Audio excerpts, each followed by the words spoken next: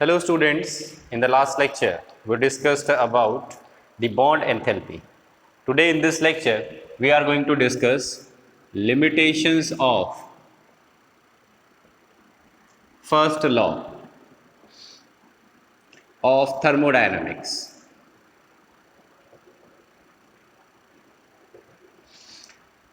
So the first law of thermodynamics, it has a limitation, and the limitation is that it is able to only give information about the energy changes taking place in any thermodynamic process. It do not tells us whether a given thermodynamic process will be feasible or not.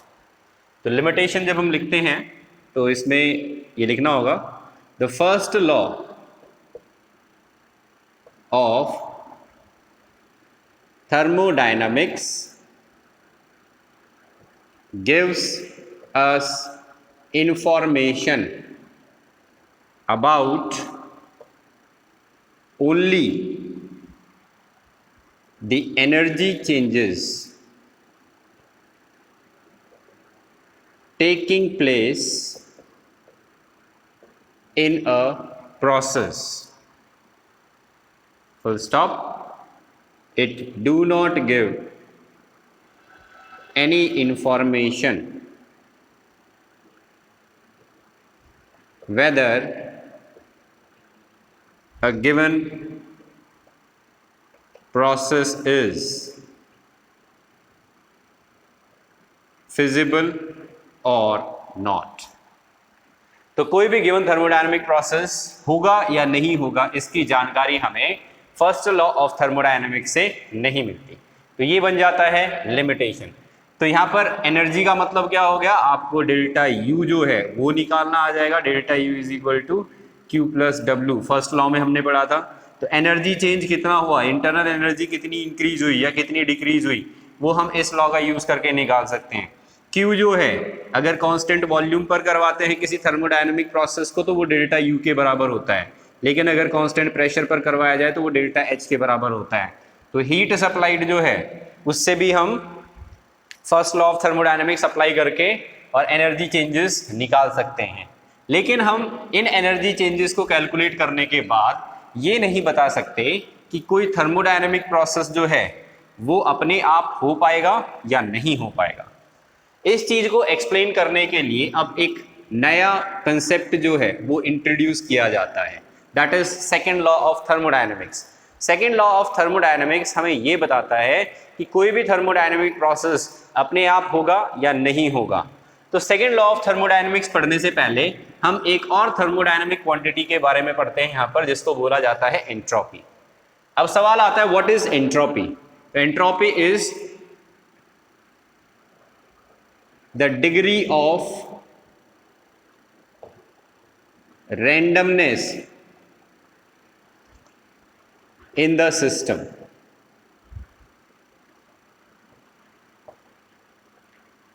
किसी भी system में कितनी randomness है उसको बोला जाता है entropy. इसको रिप्रेजेंट किया जाता है कैपिटल एस से। अब देखो इसका मतलब समझते हैं हम, इसका मतलब समझते हैं इस एग्जांपल से। सपोज हमारे पास एक सॉलिड है, तो हमने बच्चों 9th क्लास में पढ़ा था सॉलिड जो होता है उसके पार्टिकल्स जो होते हैं they have a fixed position. Particles की पोजीशन फिक्स रहती है, और पार्टिकल्स की पोजीशन फिक्स रहती है इस वजह से ये मूव नहीं कर सकते, ठीक है। तो यहां पर जो है वो इनका मोशन रेस्ट्रिक्टेड है, मूवमेंट इज रेस्ट्रिक्टेड। इस वजह से यहां पर रैंडमनेस जो होगी वो लीस्ट होगी। तो कोई रैंडम अरेंजमेंट देखने को नहीं मिलेगा, बल्कि एक प्रॉपर अरेंजमेंट देखने को मिलेगा पार्टिकल्स का, क्योंकि पार्टिकल्स की पोजीशन फिक्स्ड है। तो सॉलिड जो है क्योंकि पार्टिकल्स फिक्स होते हैं, फ्री टू मूव नहीं होते, इस वजह से यहां पर पार्टिकल्स मिलने की संभावना जो है वो सबसे ज्यादा है किसी पर्टिकुलर पोजीशन पर। रैंडमनेस नहीं है, कोई रैंडम अरेंजमेंट नहीं देखने को मिलेगा। लेकिन जब इसी सॉलिड को हम हीट करते हैं और हीट करके इसको मेल्ट कर देते हैं तो ये चला जाता है लिक्विड स्टेट में। लिक्विड स्टेट में क्या हो जाता है, लिक्विड स्टेट के अंदर particles are free to move.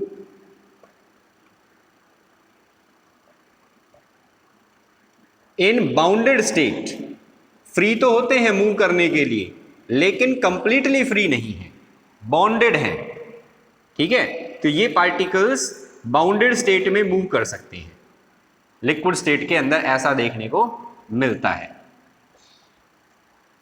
क्योंकि ये फ्री है मूव करने के लिए, इस वजह से यहां पर क्या हो जाता है, पार्टिकल्स मिलने की संभावना किसी एक पर्टिकुलर लोकेशन पर कम हो जाती है।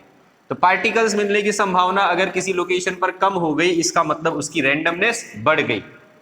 और रैंडमनेस बढ़ने का कारण जो है वो क्या है, पार्टिकल्स का मोशन। लेकिन बाउंडेड स्टेट में मूव करते हैं, कंप्लीटली फ्री नहीं होते, इस वजह से यहां पर रैंडमनेस जो है वो सॉलिड से ज्यादा होती है। Randomness increase in liquid state. अगर हम किसी लिक्विड को बॉईल कर देते हैं तो वो गैसियस स्टेट में चला जाता है। गैसियस स्टेट में पार्टिकल्स के बीच में कोई इंटरैक्शन नहीं रहता, कोई बॉन्डेड स्टेट नहीं रहती। तो यहां पर अगर हम पार्टिकल्स की पोजीशन देखते हैं तो पार्टिकल्स आर नॉट फिक्स्ड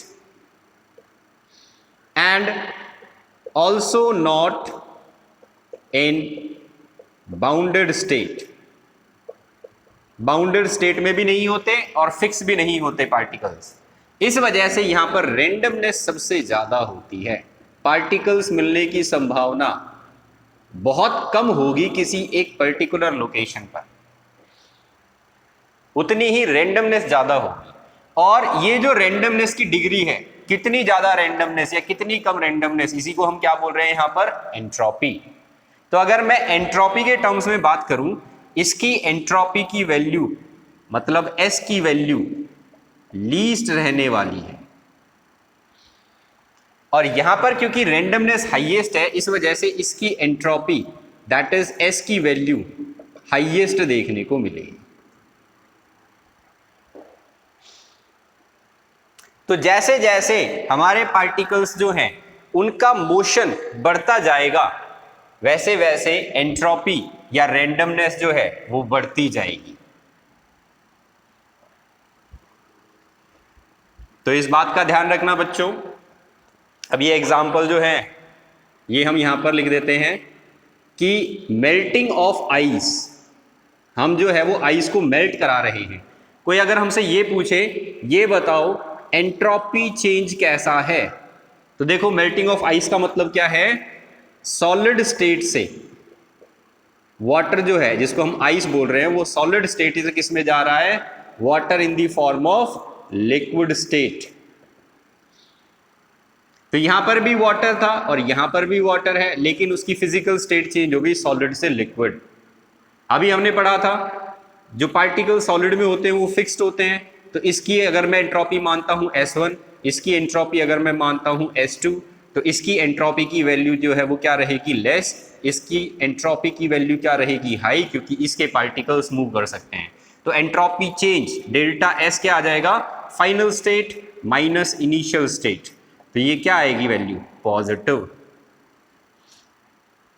तो डेल्टा S पॉजिटिव आता है जब आइस मेल्ट होके और वाटर में कन्वर्ट हो जाती है। एक और एग्जांपल देख लेते हैं।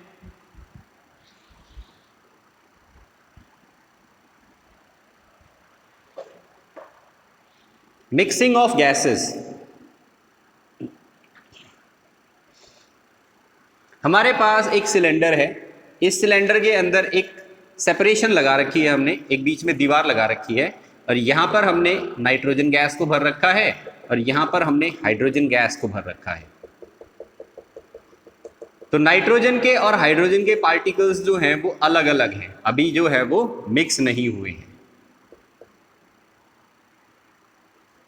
तो यहां पर एंट्रोपी की वैल्यू जो है वो क्या रहेगी, कम रहेगी। क्यों, क्योंकि हमें ये पता है कि इस साइड में नाइट्रोजन के पार्टिकल्स है, इस साइड में हाइड्रोजन के पार्टिकल्स हैं। मैं सिर्फ कंपैरिजन की बात कर रहा हूं, ये मत सोचना कि गैसियस स्टेट में सर ने क्यों कह दिया कि भाई एंट्रोपी कम है। मैं कह रहा हूं कि एक ऑर्डर्ड अरेंजमेंट है, एक साइड नाइट्रोजन है, एक साइड हाइड्रोजन है।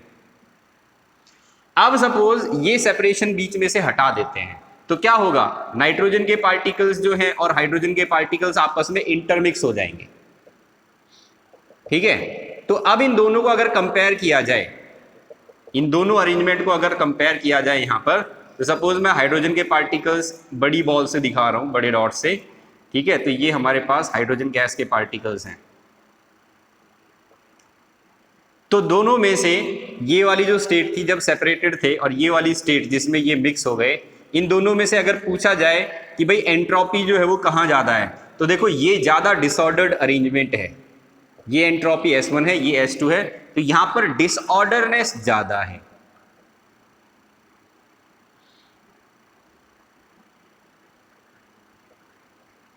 क्योंकि गैसेस इंटरमिक्स हो चुकी हैं। यहां पर डिसऑर्डरनेस कम है क्योंकि पार्टिकल्स जो हैं वो सेपरेट गैसेस के अभी भी क्या है, सेपरेटेड है। तो डिसऑर्डरनेस यहां पर पार्टिकल्स की मिक्सिंग को देखकर बोली जा रही है, डिसऑर्डरनेस।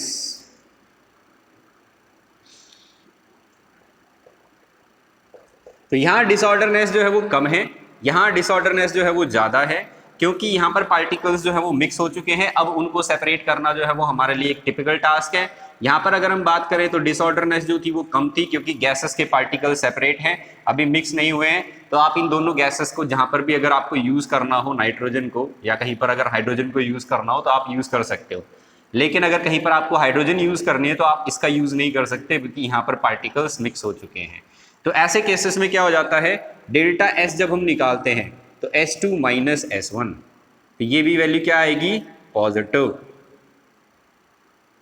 तो जैसे ही आप ये सेपरेशन हटाते हो, ये गैसेस जो है वो क्या हो जाती हैं, इंटरमिक्स हो जाती हैं, डेल्टा S पॉजिटिव हो जाता है इनका।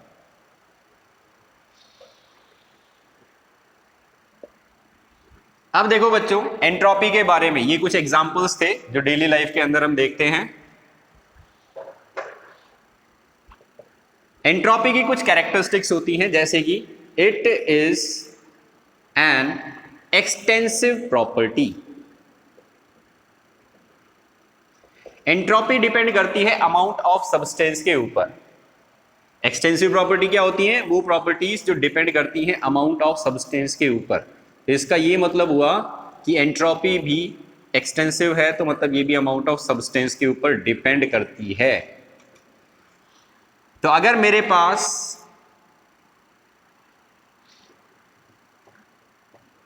गैस कम अमाउंट में है और इनको मैं इंटरमिक्स कर देता हूं, तो यहां पर जो एंट्रोपी की वैल्यू होगी, और मेरे पास अगर गैसेस लार्ज अमाउंट में है और इन गैसेस को आपस में अगर इंटरमिक्स कर दिया जाए, तो यहां पर जो एंट्रोपी की वैल्यू होगी दैट विल बी डिफरेंट। जहां ज्यादा पार्टिकल्स है वहां ज्यादा डिसऑर्डरनेस होगी, जहां कम पार्टिकल्स है वहां पर कम डिसऑर्डर्ड स्टेट होगी। तो यहां पर एंट्रोपी की वैल्यू जो है वो लो रहने वाली है क्योंकि पार्टिकल्स कम है, और यहां पर एंट्रोपी की वैल्यू ज्यादा रहने वाली है क्योंकि पार्टिकल्स ज्यादा है। दूसरी कैरेक्टरिस्टिक क्या है एंट्रोपी की, एंट्रोपी जो है वो डिपेंड करता है स्टेट पे, स्टेट ऑफ सिस्टम पे। It do not depend on the path. तो सेकंड कैरेक्टरिस्टिक है it is a state function, not a path function. मतलब क्या हुआ, it depends on initial and final state of system. Initial और final state पे depend करता है entropy की वैल्यू, और पाथ पे डिपेंड नहीं करती। तो ये दो पॉइंट जो है वो एंट्रोपी के बारे में याद रखना। अब मैं फॉर्मूला लिख देता हूं यहां पर, change in entropy that is delta S, इसको रिप्रेजेंट किया जाता है Q अपॉन T से। Q is the amount of heat supplied, T is the temperature at which a given process or a given thermodynamic change has been brought about. So Q is the amount of heat supplied and T is the temperature at which process take place। तो ये हो जाता है formula. Formula ध्यान रखना बच्चों, क्योंकि आगे चल के हम इस फॉर्मूले को यूज करने वाले हैं। अब देखो बच्चों, जब भी हम किसी थर्मोडायनेमिक प्रोसेस को कैरी करवाते हैं, तो जब थर्मोडायनेमिक प्रोसेस कैरी करवाया जाता है उस टाइम पर जो एंट्रोपी चेंज होगा, if the thermodynamic process is carried out at isolated conditions,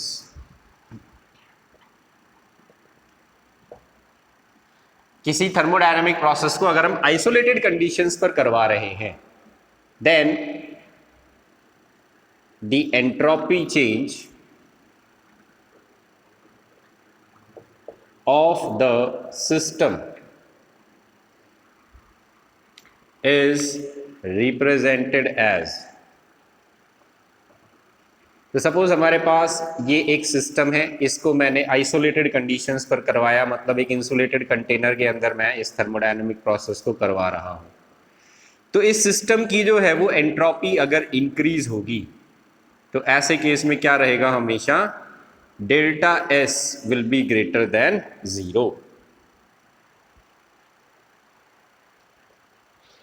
isolated conditions पर कोई भी थर्मोडायनेमिक प्रोसेस जब करवाओगे, और थर्मोडायनेमिक प्रोसेस करवाते टाइम अगर टेम्परेचर इंक्रीज हो जाता है तो समझ जाओ वहां पर एंट्रोपी इंक्रीज हो रही है सिस्टम की। Hence entropy of system increases eight isolated conditions. लेकिन अगर इसी प्रोसेस को करवाते टाइम हम ये आइसोलेशन हटा दें तो क्या होगा, तो अब दो चीजों में एंट्रोपी चेंज आएगा। एक तो एंट्रोपी चेंज हमें देखने को मिलेगा सिस्टम के अंदर, और एक हमें एंट्रोपी चेंज देखने को मिलेगा सराउंडिंग के अंदर। और ऐसे केस में फिर टोटल एंट्रोपी चेंज जो है वो किसके बराबर होगा, that will be equal to the entropy change of the system and surrounding when the thermodynamic process take place at normal conditions,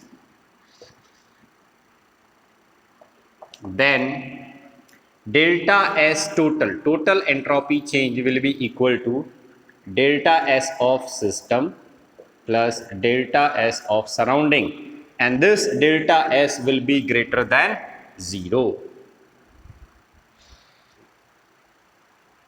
तो कोई भी प्रोसेस जो तुम्हें नेचर में अपने आप होता हुआ दिख रहा है वो हमेशा इस कंडीशन को फॉलो करता है। ठीक है, तो ध्यान रखना, ये जो कंडीशंस मैं लिख रहा हूं, पिछला वाला पॉइंट और ये वाला पॉइंट, ये उन प्रोसेस के लिए हैं जो प्रोसेस अपने आप हो जाते हैं।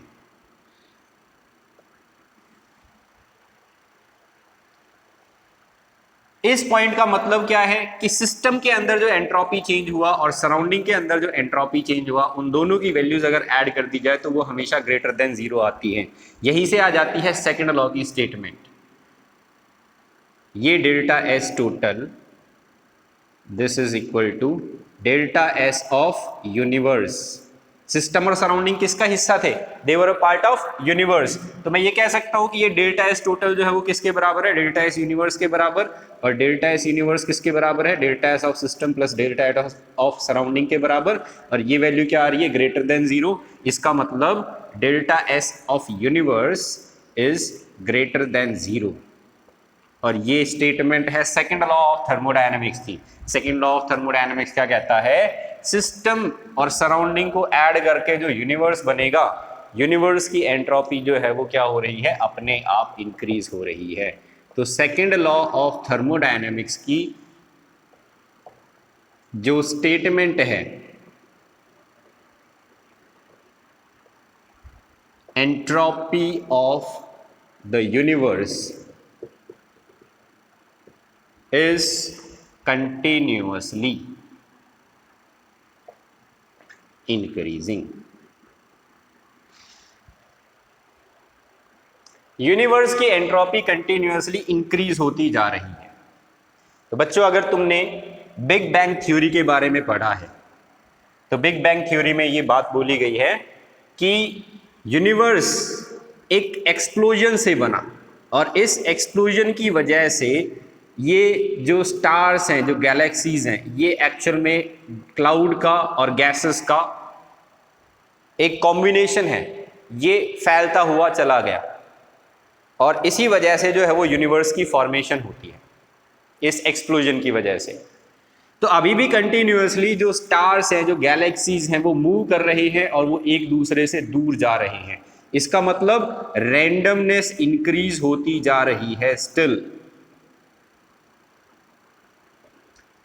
हमारी रैंडमनेस जो है वो इंक्रीज होती जा रही है। तो यूनिवर्स जो है, यूनिवर्स की एंट्रोपी कंटिन्यूअसली इंक्रीज हो रही है। Delta S of universe is increasing. हम जब बर्फ के टुकड़े को फ्रिज से निकालकर बाहर रखते हैं तो ये अपने आप मेल्ट हो जाता है और लिक्विड बन जाता है। क्यों बन जाता है?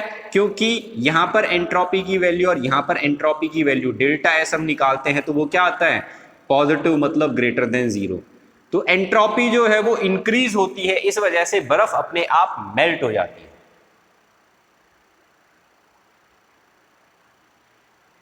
तो जहां पर भी कोई थर्मोडायनेमिक प्रोसेस तुम्हें अपने आप होता हुआ दिख रहा है तो समझ जाओ वहां पर एंट्रोपी जो है वो इंक्रीज हो रही है। यूनिवर्स, सिस्टम और सराउंडिंग का टोटल एंट्रोपी चेंज जो है वो वहां पर क्या हो रहा होगा? इंक्रीज हो रहा होगा। फैक्टर्स अफेक्टिंग एंट्रोपी, ये भी देख लेते हैं।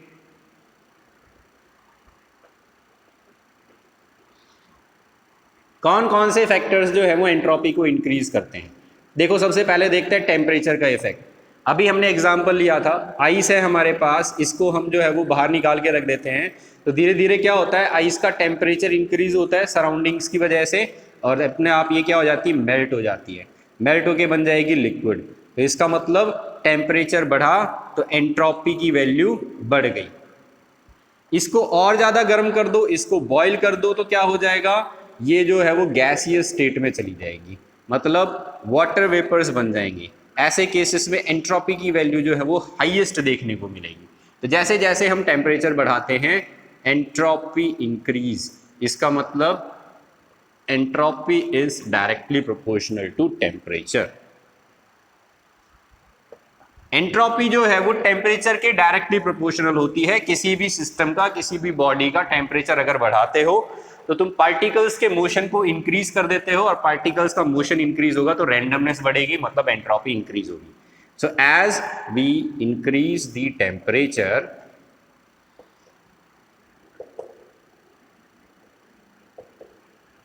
The randomness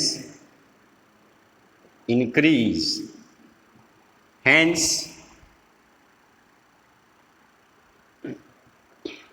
the entropy increases. Second point, second factor आ जाता है number of particles of system. Particles जो हैं सिस्टम के उनको इंक्रीज कर दो। फॉर एग्जाम्पल, मेरे पास एक सिलेंडर है और इस सिलेंडर के अंदर जो है वो हमने हाइड्रोजन गैस भरी हुई है। इस सिलेंडर में हाइड्रोजन के 10 पार्टिकल्स हैं या 10 मॉलिक्यूल्स कह लो। तो 10 मॉलिक्यूल्स जब होंगे तो रैंडमनेस कम होगी, लेकिन मैंने 50 मॉलिक्यूल्स और ऐड कर दिए, अब टोटल 60 मॉलिक्यूल हो गए। तो जब 60 मॉलिक्यूल हो जाएंगे तो डिग्री ऑफ रैंडमनेस बढ़ जाएगी, क्योंकि 60 मॉलिक्यूल्स आपस में ज्यादा कोलाइड करेंगे। ज्यादा कोलाइड करेंगे तो एक दूसरे की डायरेक्शन ज्यादा चेंज करेंगे। डायरेक्शन ज्यादा चेंज होगी तो इसका मतलब एंट्रोपी या रैंडमनेस बढ़ जाएगी। तो कम पार्टिकल्स जब होते हैं तो जगह ज्यादा होती है बीच में और इस वजह से कोलिजन कम होता है, लेकिन ज्यादा पार्टिकल्स जब होते हैं तो कोलिजन ज्यादा होता है पार्टिकल्स के बीच में और इसी वजह से जो है वो रैंडमनेस बढ़ जाती है। ठीक है, तो entropy is directly proportional to number of particles. As the number of particles increase, randomness increases. As the number of particle increase,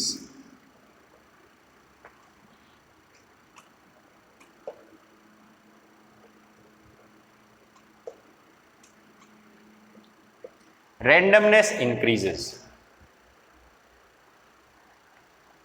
अब देखते हैं तीसरा फैक्टर. तीसरा फैक्टर है बच्चों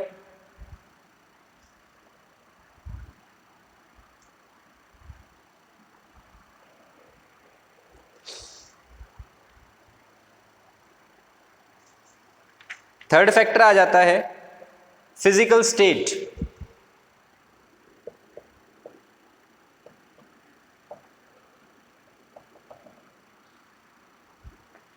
तो फिजिकल स्टेट में हमने देखा था सॉलिड से जब लिक्विड का चेंज होगा और लिक्विड से जब गैस बनेगी, so as the physical state changes from a more ordered state. Ordered state किसको बोला गया? ऑर्डर्ड स्टेट बोला गया सॉलिड को, क्योंकि इसके पार्टिकल्स जो हैं वो अरेंज्ड होते हैं एक पर्टिकुलर डेफिनेट ऑर्डर के अंदर. तो changes from a more ordered state to a disordered state. Disordered state किसको बोल रहे हैं? गैसियस स्टेट को. यहां कोई ऑर्डर है ही नहीं, पार्टिकल्स फ्री टू मूव हैं और आपस में कोई बाउंडेड स्टेट भी नहीं है. Then the entropy increases. तो ये हो जाती है फैक्टर्स अफेक्टिंग एंट्रोपी. इसके बाद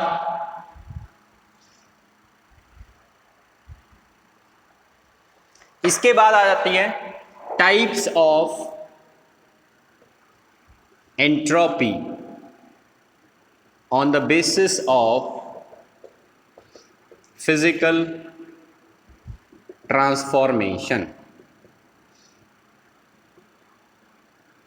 फिजिकल ट्रांसफॉर्मेशन के बेसिस पे टाइप्स ऑफ एंट्रोपी जो है वो क्या क्या होती है. सबसे पहली एंट्रोपी की टाइप है डेल्टा एस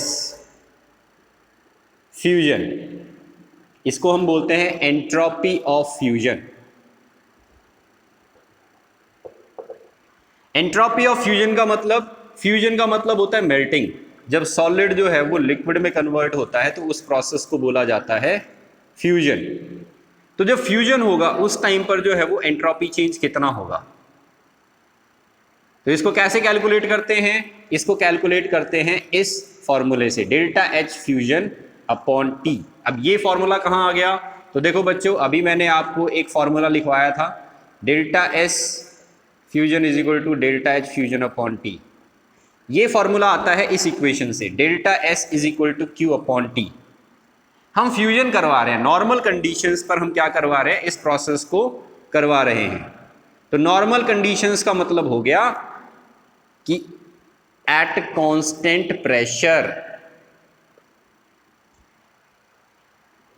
क्योंकि हमारे नॉर्मल कंडीशंस क्या हैं? हम हमेशा कांस्टेंट प्रेशर की कंडीशन पर रहते हैं. तो ये QP के बराबर हो गया, heat supplied will be equal to QP. और QP किसके बराबर होता है? डेल्टा H के बराबर. QV किसके बराबर होता है? डेल्टा U के बराबर. तो क्योंकि हम कांस्टेंट प्रेशर पर ये प्रोसेस करवा रहे हैं, इस वजह से QP की जगह मैंने क्या लिख दिया? Delta H. और ये T क्या है? This is the melting point. तो डेल्टा H फ्यूजन, कितनी हीट चेंज जो है वो देखने को मिलता है मेल्टिंग पॉइंट पे. इन दोनों को डिवाइड कर दो, क्या आ जाएगा? डेल्टा S फ्यूजन आ जाएगा. तो जब भी कोई चीज मेल्ट होती है उस टाइम पर एंट्रोपी चेंज कितना होता है, कितनी रैंडमनेस बढ़ती है, वो हम निकाल सकते हैं अगर हमें ये दो चीजें पता हो किसी भी सब्सटेंस की. तो इसके बाद आ जाती है सेकेंड टाइप एंट्रोपी चेंज जो है वेपोराइजेशन.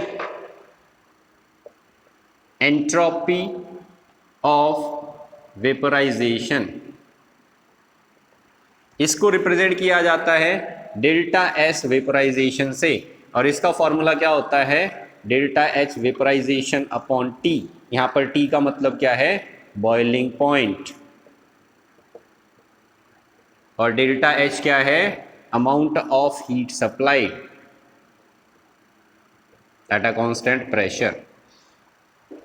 इन दोनों को डिवाइड कर दोगे क्या आ जाएगा, डेल्टा एस वेपराइजेशन आ जाएगा।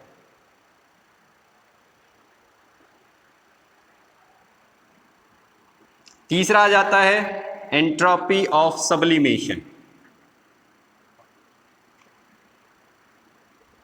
इसको रिप्रेजेंट करते हैं डेल्टा एस सब्लिमेशन से, और इसका फॉर्मूला क्या होता है, delta S sublimation is equal to delta H sublimation divided by T. यहां पर टी जो है वो टेम्परेचर है, और delta H sublimation amount of energy या heat supplied to bring about this transformation, this is called delta H sublimation.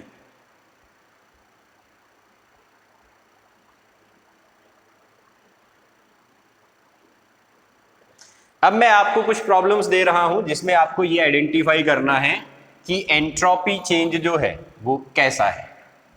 तो देखो ये क्वेश्चन हम देखते हैं, you have to predict the entropy whether it is increasing और डिक्रीजिंग। तो एक रिएक्शन दे रखी है हमें, प्रिडिक्ट द एंट्रोपी चेंज। हमें सिर्फ ये बताना है कि डेल्टा एस जो है वो पॉजिटिव है या फिर डेल्टा एस नेगेटिव है। डेल्टा एस पॉजिटिव होने का मतलब क्या हो रहा है, एंट्रोपी इंक्रीज, और डेल्टा एस नेगेटिव का मतलब क्या हो रहा है, एंट्रोपी डिक्रीज। तो देखो यहां पर कैसे प्रेडिक्ट करेंगे, क्वेश्चन कैसे पूछे जाते हैं।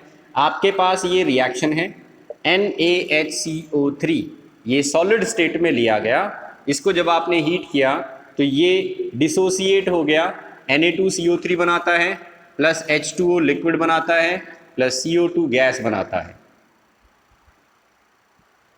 तो देखो बच्चों रिएक्टेंट हमने सॉलिड लिया था, लेकिन प्रोडक्ट हमें सॉलिड, चलो सॉलिड और सॉलिड की इन दोनों की एंट्रोपी तो जो है वो ऑलमोस्ट सिमिलर रहेगी, लेकिन लिक्विड बना इसका मतलब एंट्रोपी इंक्रीज हुई, और गैस बनी इसका मतलब इसकी एंट्रोपी और भी ज्यादा है। तो अगर हम प्रोडक्ट्स की बात करें तो entropy of products will be high and entropy of reactants will be low. तो डेल्टा एस क्या आएगा, entropy of product minus entropy of reactant, that will be positive, इसका मतलब एंट्रोपी इंक्रीजेस। तो एंट्रोपी इंक्रीज हो जाएगी जब हम इस रिएक्शन का एंट्रोपी चेंज निकालेंगे तब।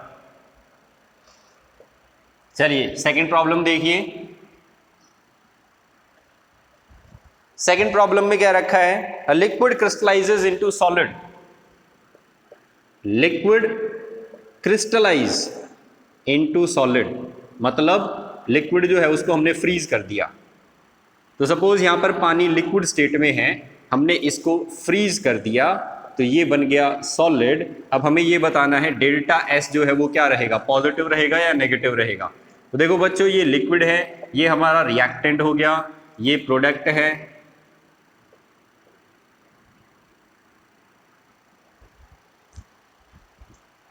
तो यहां पर प्रोडक्ट जो हमारा बन रहा है इसकी एंट्रोपी की वैल्यू कम है, रिएक्टेंट जो था इसकी एंट्रोपी ज्यादा थी। डेल्टा एस क्या आता है, प्रोडक्ट माइनस रिएक्टेंट, इसकी वैल्यू कम है, इसकी वैल्यू ज्यादा है, तो डेल्टा एस क्या आ जाएगा, नेगेटिव। तो जब भी कोई लिक्विड क्रिस्टलाइज होता है सॉलिड स्टेट में तो उसकी एंट्रोपी की वैल्यू क्या हो जाती है, डिक्रीज। तो डेल्टा एस नेगेटिव रहेगा इस तरीके से। नेक्स्ट देखते हैं, CaO solid plus CO2 gas, CaCO3। तो ये रिएक्शन हालांकि उल्टी पड़ी जाती है, ये डिकम्पोजिशन रिएक्शन होती है जिसमें कैल्शियम कार्बोनेट को हम डिकम्पोज कर देते हैं, लेकिन हमसे पूछी गई है इन्वर्टेड रिएक्शन। तो बताओ इस रिएक्शन के अंदर एंट्रोपी जो है वो इंक्रीज होगी या डिक्रीज होगी। यहाँ पर देखो तुम्हारे पास क्या क्या है, सॉलिड है, गैस है, लेकिन प्रोडक्ट की तरफ क्या है, सिर्फ सॉलिड। इसका मतलब जो हमारे रिएक्टेंट है इनकी एंट्रोपी की वैल्यू प्रोडक्ट की एंट्रोपी से क्या रहने वाली है, ज्यादा। और डेल्टा एस क्या आता है, entropy of product final minus initial state. तो लास्ट में क्या बना, ये बना, पहले क्या लिया था, ये लिया था, ठीक है। तो S P minus S R क्या आएगा, नेगेटिव। तो इसका मतलब एंट्रोपी डिक्रीज हो रही है, नेगेटिव आने का मतलब एंट्रोपी डिक्रीजेस। तो ध्यान रखना इस चीज का, एंट्रोपी कहां बढ़ती है, जहां पर आपके पार्टिकल्स जो हैं उनका मोशन बढ़ता जाएगा। पार्टिकल्स का मोशन बढ़ेगा तो एंट्रोपी इंक्रीज होगी, पार्टिकल्स का मोशन कम होगा तो एंट्रोपी डिक्रीज होगी।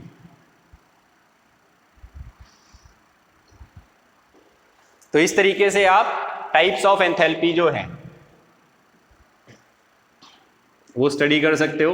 अब देखो बच्चों, सेकेंड लॉ ऑफ थर्मोडायनेमिक्स, इसमें यह बोला गया कि entropy of the universe is continuously increasing. इसका मतलब यूनिवर्स जो है उसकी एंट्रोपी कंटिन्यूअसली इंक्रीज होती जा रही है और यूनिवर्स अपने आप एक्सपैंड हो रहा है। ऐसा प्रोसेस जो अपने आप हो जाता है उसको बोला जाता है स्पॉन्टेनियस प्रोसेस, और जो प्रोसेस अपने आप नहीं हो सकते they are called non spontaneous process. तो ये हम पहले ही पढ़ चुके हैं। स्पॉन्टेनियस प्रोसेस क्या होता है, the process which take place by itself is called spontaneous process। और नॉन स्पॉन्टेनियस प्रोसेस क्या होते हैं, the process which cannot take place by itself are called non spontaneous process। ये देखा गया है कि जो प्रोसेस स्पॉन्टेनियस होते हैं, जो प्रोसेस अपने आप हो जाते हैं, उन प्रोसेस में मोस्टली एंट्रोपी इंक्रीज होती है। तो स्पॉन्टेनियस प्रोसेस डिटरमाइन करते हैं दो फैक्टर्स, पहला है एनर्जी और दूसरा है एंट्रोपी। इन दोनों का कंबाइंड इफेक्ट जो है वो हमें बताएगा कि प्रोसेस स्पॉन्टेनियस होगा या नॉन स्पॉन्टेनियस होगा। तो एनर्जी को मैं रिप्रेजेंट कर रहा हूं ई से और एंट्रोपी को मैं रिप्रेजेंट कर रहा हूं एस से।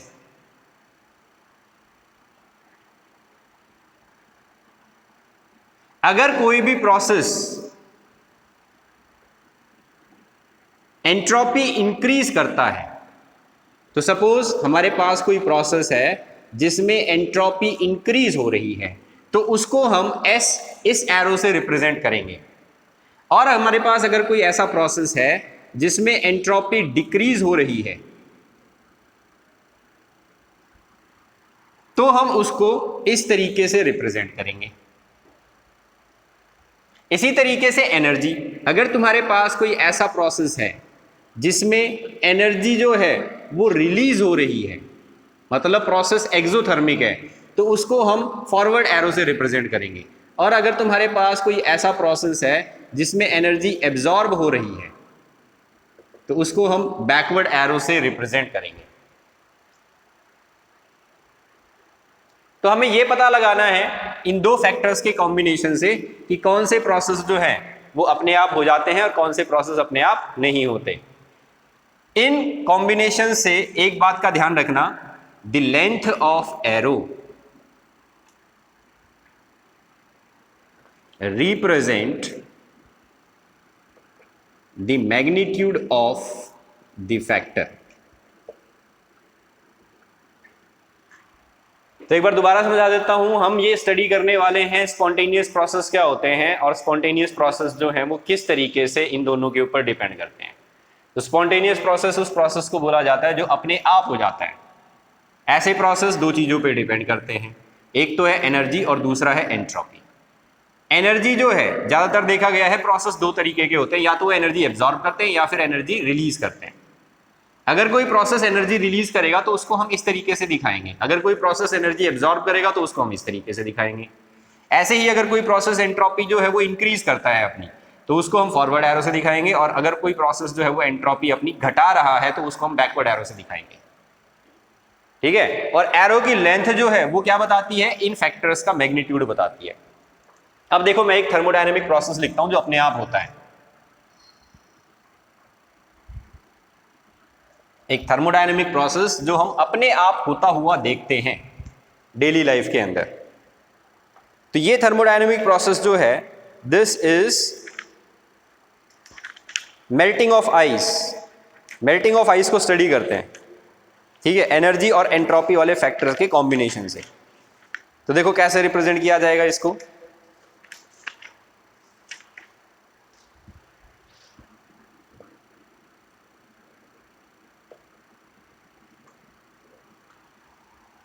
मेल्टिंग ऑफ आइस जब होता है तो पानी जो है वो सॉलिड स्टेट से चला जाता है लिक्विड स्टेट में। जब पानी सॉलिड स्टेट से लिक्विड स्टेट में जाता है तो ये क्या करता है, ये सराउंडिंग से एनर्जी एब्जॉर्ब करता है। एनर्जी एब्जॉर्ब करता है, इसका मतलब एनर्जी वाला फैक्टर जो है वो बैकवर्ड डायरेक्शन में है। ये इसकी लेंथ हो गई। कोई भी थर्मोडायनेमिक प्रोसेस अगर वो एनर्जी एब्जॉर्ब कर रहा है तो एनर्जी बढ़ने का मतलब है कि प्रोसेस जो है वो क्या होता जा रहा है, अनस्टेबल होता जा रहा है। तो ऐसा फैक्टर जो है वो क्या करता है, हमेशा प्रोसेस जो है उसको स्लो करता है, उसको रोकता है अपने आप होने से। एंट्रोपी देखते हैं, एंट्रोपी जो है वो सॉलिड से लिक्विड स्टेट में जा रहा है, इसका मतलब एंट्रोपी इंक्रीज हो रही है। तो ये एक ऐसा प्रोसेस हो गया जिसके अंदर एनर्जी वाला फैक्टर जो है वो अपोज कर रहा है एंट्रोपी वाले फैक्टर को। लेकिन अगर हम नेट ड्राइविंग फोर्स की बात करें, ड्राइविंग फोर्स मतलब इस प्रोसेस को जो करवाने वाला फोर्स है, अगर उसकी बात करें तो ये प्रोसेस अपने आप होता है या नहीं होता है, ये प्रोसेस अपने आप होता है। इसका मतलब क्या हुआ कि नेट ड्राइविंग फोर्स जो है वो किस डायरेक्शन में है, फॉरवर्ड डायरेक्शन में। डी का मतलब ड्राइविंग फोर्स। अब ये ड्राइविंग फोर्स कैसे आया, इसका मैग्नीट्यूड ज्यादा है इससे, तो मैंने इसमें से ये माइनस कर दिया, जो बचा हुआ मैग्नीट्यूड है वो यहां दिखा रहा हूं। तो ये प्रोसेस होगा और धीरे धीरे होगा, इसी वजह से मेल्टिंग ऑफ आइस जो है वो हमें स्लोली दिखाई देता है। दूसरा एग्जांपल देखते हैं, cooling of a cup of T. तुम्हारे पास एक कप है जिसके अंदर तुमने चाय डाल के रखी हुई है, और ये कप के अंदर जो चाय रखी हुई है धीरे धीरे क्या होती जा रही है, ठंडी होती जा रही है। देखो बच्चों, यहां पर ये प्रोसेस हम डेली देखते हैं कि अपने आप ये प्रोसेस हो जाता है। एक कप को जो है वो रख दीजिए उसमें चाय डाल के, कुछ देर बाद में जाके देखोगे तो कप जो है उसके अंदर जो चाय जो थी वो ठंडी हो चुकी होगी। तो ये प्रोसेस अगर अपने आप हो रहा है, इसका मतलब ये एक स्पॉन्टेनियस प्रोसेस है। और इस स्पॉन्टेनियस प्रोसेस के अंदर हम देखते हैं कि क्या चेंजेस जो है वो हमें देखने को मिल रही हैं। तो एनर्जी वाला फैक्टर, सिस्टम जो है वो क्या कर रहा है, अपनी एनर्जी सराउंडिंग्स में लूज कर रहा है। Energy is lost to the surrounding. Energy lost को हम कैसे दिखाते हैं, फॉरवर्ड एरो से। एंट्रोपी की अगर बात करें तो धीरे धीरे सिस्टम का टेम्परेचर जो है वो क्या होता जाएगा, कम होता जाएगा। सिस्टम का टेम्परेचर कम होगा, इसका मतलब एंट्रोपी घटेगी। लेकिन फिर भी ये प्रोसेस जो है वो अपने आप देखने को मिलता है। इसका मतलब इसके अंदर नेट ड्राइविंग फोर्स जो है वो प्रेजेंट है। और नेट ड्राइविंग फोर्स कहां से आया, एनर्जी वाले फैक्टर में से एंट्रोपी वाला फैक्टर माइनस कर दो, तो ये दोनों जो है उनका मैग्नीट्यूड डिफरेंट है। नेट मैग्नीट्यूड किसका ज्यादा रहता है, एनर्जी वाले फैक्टर की वजह से। इस वजह से ये प्रोसेस हमें अपने आप होता हुआ दिखता है। तो ड्राइविंग फोर्स इसको फॉरवर्ड डायरेक्शन में ले जा रहा है, मतलब ड्राइविंग फोर्स जो है वो इस प्रोसेस को स्पॉन्टेनियस बना रहा है। तो जब तक तुम्हारे पास एनर्जी और एंट्रोपी वाले फैक्टर्स के कॉम्बिनेशन से net driving force forward direction में आएगा, तब तक प्रोसेस स्पॉन्टेनियस होंगे। लेकिन अगर कोई ऐसा प्रोसेस आ जाए कि net driving force backward direction में हो, तो ऐसे केसेस में net driving force backward direction में है तो प्रोसेस नॉन स्पॉन्टेनियस रहेगा। एक और एग्जांपल देखते हैं, फ्लो ऑफ रिवर डाउनहिल।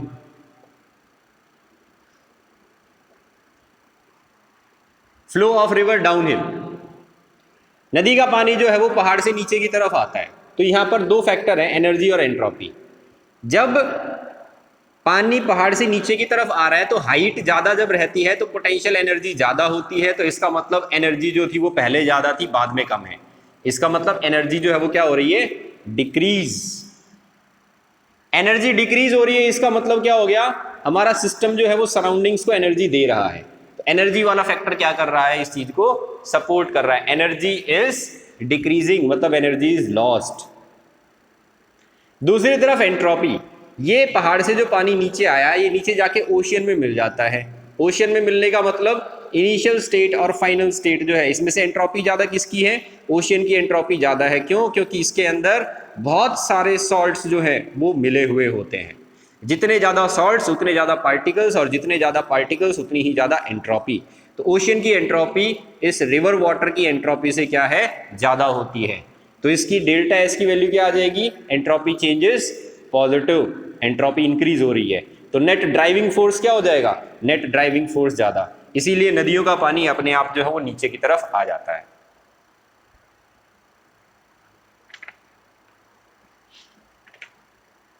तो ये एग्जाम्पल जो है, जो स्पॉन्टेनियस प्रोसेस हम अपने सराउंडिंग्स में होते हुए देखते हैं, उनसे हम इस तरीके से ड्राइविंग फोर्स को रिलेट कर सकते हैं।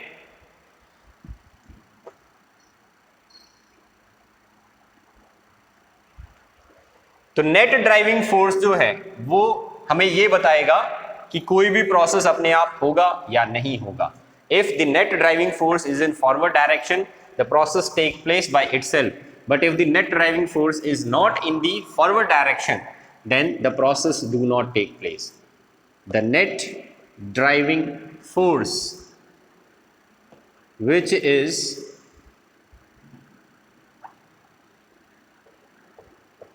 a combination of energy and entropy factor, helps us to predict whether a given process will be spontaneous or not. अब देखो इसी चीज को जो है वो हम एनर्जी की टर्म्स में भी लिख सकते हैं। इस चीज को क्वांटिटेटिवली एक्सप्लेन करने के लिए एक नया फैक्टर इंट्रोड्यूस किया जाता है जिसको बोलते हैं Gibbs free energy. Gibbs free energy जो है ये हमें हेल्प करती है ये बताने में कि कोई भी प्रोसेस जो है वो अपने आप होगा या नहीं होगा। कैसे हेल्प करती है? देखो, Gibbs free energy, it is the tendency of a body to do work. Gibbs free energy tendency है किसी भी बॉडी की काम करने की, या फिर it is the amount of energy in the system that can be converted into useful work। तो हमारी बॉडी के अंदर एनर्जी अवेलेबल है, लेकिन इस एनर्जी में से कितनी एनर्जी ऐसी है जो हम काम करने के लिए यूज कर सकते हैं, उस एनर्जी को बोला जाएगा गिब्स फ्री एनर्जी। इसको रिप्रेजेंट किया जाता है जी से। इट इज रिप्रेजेंटेड विद जी। किसी भी सिस्टम में अगर जी अवेलेबल होगी तो वो सिस्टम जो है वो काम करेगा, और अगर उसमें जी अवेलेबल नहीं है तो इसका मतलब वो काम नहीं करेगा। तो जब भी कोई सिस्टम काम करता है तो उसकी गिब्स फ्री एनर्जी की वैल्यू क्या हो जाती है? कम हो जाती है। अभी हम काम कर रहे हैं, धीरे धीरे काम करते जाएंगे तो हमारी एनर्जी सारी की सारी कंज्यूम हो जाएंगी। लास्ट में क्या होगा? हम थक जाएंगे। थकने का मतलब है हमारी बॉडी के अंदर गिब्स फ्री एनर्जी जो है उसका कम हो जाना। तो कितना काम कर सकती है कोई भी बॉडी, वो डिपेंड करता है, वो आप कैलकुलेट कर सकते हो डेल्टा जी से, amount of work done. It can be calculated by finding the value of delta G. और डेल्टा जी क्या है? डेल्टा जी है final Gibbs free energy minus initial Gibbs free energy के बराबर। तो जब भी कोई सिस्टम काम करता है, G2 की वैल्यू क्या होती है? हमेशा G1 से कम। When a system does work then G2 decreases, या फिर कह लो energy decreases, hence G2 will always be less than G1, और ऐसे केस में डेल्टा जी क्या आ जाएगा? नेगेटिव। तो किसी सिस्टम के अंदर डेल्टा जी नेगेटिव जो है अगर आ रहा है, इसका मतलब सिस्टम काम कर सकता है। तो वही सिस्टम काम कर सकते हैं जिनके अंदर डेल्टा जी जो है वो अवेलेबल हो, गिब्स फ्री एनर्जी अवेलेबल हो। तो जो प्रोसेस अपने आप हो जाते हैं, इसका मतलब वो अपने आप काम कर लेते हैं। अपने आप काम करने का मतलब उनके अंदर डेल्टा जी की वैल्यू जो है वो क्या रहती है, नेगेटिव, क्योंकि काम करने से पहले उनकी एनर्जी ज्यादा रहती है, काम करने के बाद उनकी एनर्जी डिक्रीज हो जाती है। तो सभी सिस्टम जो है जो अपने आप हो रहे हैं हमारे सराउंडिंग्स में, वो क्या कोशिश करते हैं, किसी तरीके से गिब्स फ्री एनर्जी जो है इसको कम किया जाए, अपनी एनर्जी को मिनिमाइज किया जाए। तो जो भी प्रोसेस जिसका डेल्टा जी नेगेटिव आता है, दे आर स्पॉन्टेनियस। हर कोई यही चाहता है कि उसकी एनर्जी डिक्रीज हो जाए, उसकी एनर्जी कम हो जाए। तो जो प्रोसेस अपने आप होते हैं वो उस टाइम पर अपनी एनर्जी घटा रहे होते हैं, और ऐसे प्रोसेस जो है वो स्पॉन्टेनियस प्रोसेस कहलाते हैं। लेकिन दूसरी तरफ अगर तुम्हें कुछ ऐसा देखने को मिले, when work is done on the system, system काम नहीं कर रहा बल्कि सिस्टम के ऊपर काम किया जा रहा है, देन एनर्जी इंक्रीज। तो सिस्टम की एनर्जी बढ़ जाएगी, एनर्जी बढ़ेगी तो उसकी गिब्स फ्री एनर्जी बढ़ेगी, और उसका डेल्टा जी क्या आ जाएगा ऐसे केसेस में, it comes out to be positive. तो डेल्टा जी जिसका पॉजिटिव आ रहा है, तो मतलब समझ जाओ कि ये प्रोसेस अपने आप काम नहीं करेगा बल्कि इसके ऊपर काम करना पड़ेगा। तो जिस भी थर्मोडायनेमिक प्रोसेस का डेल्टा जी पॉजिटिव आ जाए, मतलब उस सिस्टम के ऊपर जो है वो काम किया गया है, तो ऐसे प्रोसेस जो है वो अपने आप नहीं होते। किसी सिस्टम की अगर डेल्टा जी पॉजिटिव आ जाए तो इसका मतलब उस सिस्टम के ऊपर काम किया गया है, सिस्टम ने काम नहीं किया। System do not do the work but work is done on the system. इस डेल्टा जी को निकालने के लिए हमारे पास एक इक्वेशन होती है। इस इक्वेशन को हम इस तरीके से लिखते हैं। अब देखो बच्चों, अभी मैंने थोड़ी देर पहले आपको ये बताया था कि कोई भी प्रोसेस स्पॉन्टेनियस है या नॉन स्पॉन्टेनियस है, ये हम दो फैक्टर से निकालते हैं, एनर्जी और एंट्रोपी। ये एनर्जी वाला फैक्टर है और ये एंट्रोपी वाला फैक्टर है। इन दोनों के कॉम्बिनेशन से हम डेल्टा जी की वैल्यू निकालते हैं। If delta G is negative, तो अभी लिखा था प्रोसेस इज स्पॉन्टेनियस, और अगर डेल्टा जी पॉजिटिव है तो प्रोसेस इज नॉन स्पॉन्टेनियस। अब प्रोसेस स्पॉन्टेनियस कब कब होता है तो देखते हैं यहां पर। डेल्टा एच अगर नेगेटिव हो और डेल्टा एस अगर पॉजिटिव हो, तो डेल्टा एच नेगेटिव होने का मतलब एनर्जी कम हो रही है, एनर्जी जो है वो रिलीज हो रही है, और डेल्टा एस पॉजिटिव होने का मतलब ये वाला केस। अगर ऐसा कॉम्बिनेशन बनता है तो डेल्टा जी, ये नेगेटिव साइन, ये माइनस और ये पॉजिटिव, तो ये नेगेटिव ही रहेगा। नेगेटिव और नेगेटिव वैल्यू क्या रहेगी, हमेशा नेगेटिव। तो मान लो मेरे पास डेल्टा एच की वैल्यू जो है वो -10 है, डेल्टा एस की वैल्यू जो है वो +5 है, टेम्परेचर मैंने 20 डिग्री सेंटीग्रेड दे रखा है या केल्विन दे रखा है, तो डेल्टा जी क्या आ जाएगा, -10 माइनस ऑफ 20 इंटू +5, तो ये क्या आ जाएगा, -10 माइनस 100 माइनस 110। डेल्टा जी क्या आया, नेगेटिव।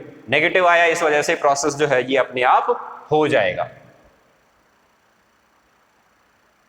एक तो ये केस हो गया। दूसरा केस देखो, डेल्टा एच अगर पॉजिटिव हो, मतलब एनर्जी वाला फैक्टर जो है वो सपोर्ट नहीं कर रहा, और डेल्टा एस जो है ये भी पॉजिटिव है, लेकिन delta S is greater than delta H, या फिर T delta S is greater than delta H. तो एस जो है वो तो फेवर कर रहा है लेकिन एच फेवर नहीं कर रहा। तो अब देखते हैं ये प्रोसेस स्पॉन्टेनियस होगा या नहीं होगा। तो देखो बच्चों, डेल्टा एच पॉजिटिव है तो मैंने मान लिया कि सिस्टम जो है वो एनर्जी एब्जॉर्ब कर रहा है, और डेल्टा एस जो है वो +5 है। तो देखते हैं डेल्टा जी क्या रहेगा, तो +10 माइनस टेम्परेचर 20 डिग्री सेंटीग्रेड था इंटू +5 क्या आ जाएगा, 10 माइनस 100, अभी भी वैल्यू क्या आएगी, 90। डेल्टा जी नेगेटिव आ गया, इसका मतलब प्रोसेस स्पॉन्टेनियस अभी भी होगा। तो टी डेल्टा एस, इसकी वैल्यू अगर डेल्टा एच से बड़ी है, -100 इज ग्रेटर देन 10, तो इस वजह से प्रोसेस कैसा था, spontaneous. Delta G was coming out to be negative. तीसरा एग्जाम्पल, तीसरी पॉसिबिलिटी देखते हैं। तीसरी पॉसिबिलिटी कहती है कि डेल्टा एच नेगेटिव हो और डेल्टा एस भी नेगेटिव हो, कोई ऐसा प्रोसेस जिसमें एंट्रोपी घट रही है और एनर्जी रिलीज हो रही है। एनर्जी रिलीज हो रही है, एंट्रोपी की वैल्यू डिक्रीज हो रही है, तो क्या होगा? तो देखो निकालो, delta G is equal to delta H minus T delta S. Delta H जो है वो लेते हैं -10 और डेल्टा एस लेते हैं यहाँ पर -5। अब देखते हैं तो delta ji -10 minus of 20 into -5, तो ये क्या हो जाएगा? माइनस माइनस प्लस हो जाएगा, -10 प्लस 100 कितना आ गया? +90। तो इसका मतलब ऐसे केस में क्या हो जाता है? Delta G comes out to be positive, और ऐसे केस में फिर क्या हो जाएगा? Process is non spontaneous. तो डेल्टा एच नेगेटिव था, डेल्टा एस नेगेटिव था, लेकिन टी डेल्टा एस जो है, ये जो वैल्यू आ रही है, ये क्या है? डेल्टा एच से छोटी है, ठीक है? तो ऐसे केसेस के अंदर डेल्टा जी जो आएगा ओवरऑल कॉम्बिनेशन से वो पॉजिटिव आ जाएगा।